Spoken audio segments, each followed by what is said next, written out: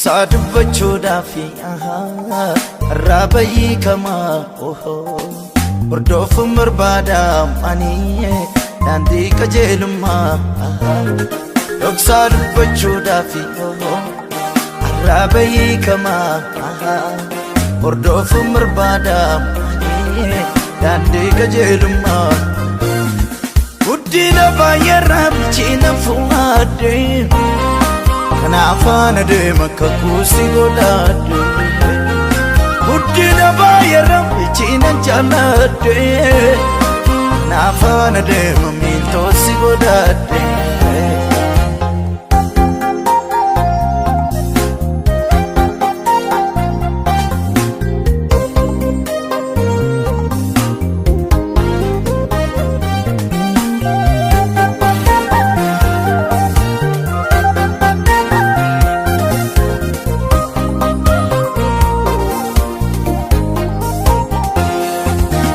China da buni nama bayenya tembara kanandura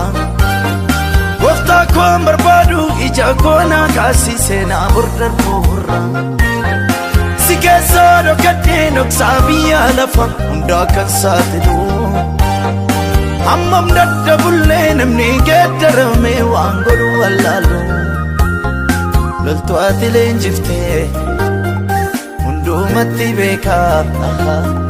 Rakina koobseni ta'ana makeka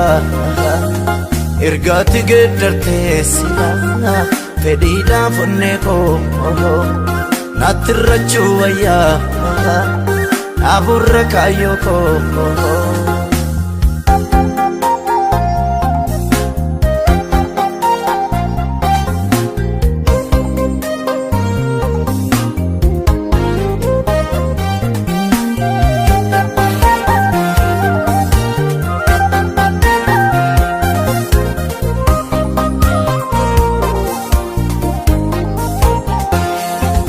Ayyota madesa minna wana narke darba himu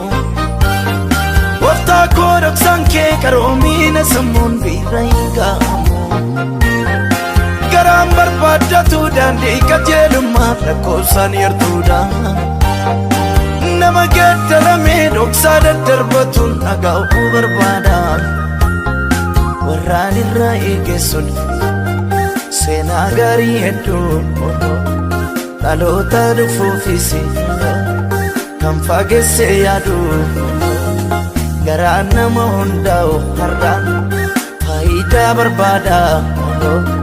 gaaficha mul'attu eenyutti gammada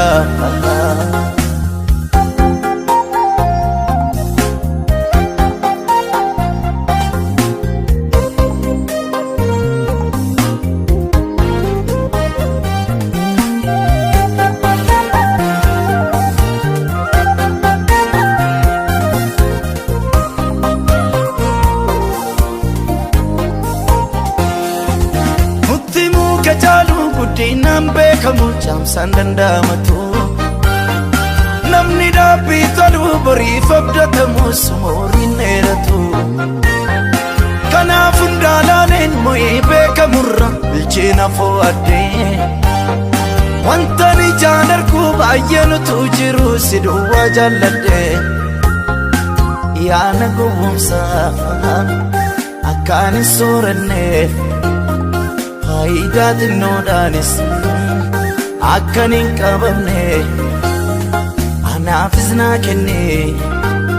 seenaa qajeelota biyyi lafaa sobeetu nama sossobata